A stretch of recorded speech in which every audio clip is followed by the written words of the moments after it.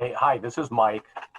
Thanks, Ginger. I just wanted to ask Mike Baukes, since he's still online, if there are young folks out here, and young can be anywhere from elementary school up through your 20s, maybe even your 30s, but if you had one recommendation on how best to approach using this new resource, what would that be? I know it's a broad question, but your talk earlier was fantastic, and I think it was very inspirational, and so we want to tap into that if we could. It's a great question and a really broad question, Michael. So I think the look, if you're younger, like you tend to, like I always say, like the reason the way I got into all of this was by playing video games. Now it's for some parents in the call, it's horrible, right? But for me, like learning how to play a video game, learning how to want to play it with my friends, taught me how to do networking over time.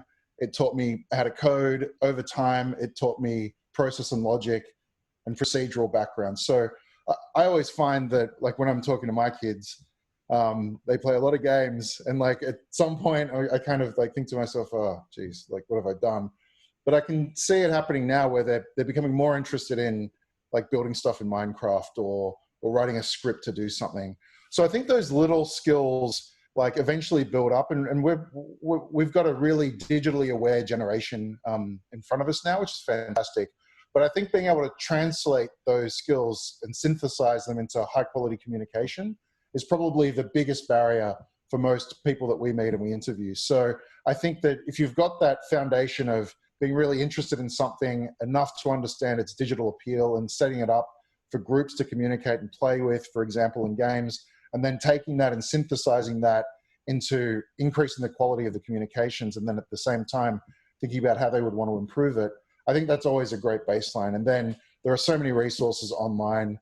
But yeah, at a younger age, I'd say, yeah, play Minecraft and learn how to script in it. And then I'd say play different games and then start networking, and then yeah, get drawn into the community because you're interested in it naturally. And if you love it, then you'll kind of end up in it. So that's the path I took. But yeah, if you can take that, translate it with high quality communication, it's very good. Hope that kind of gives you a sense. Probably not the answer you're looking for though.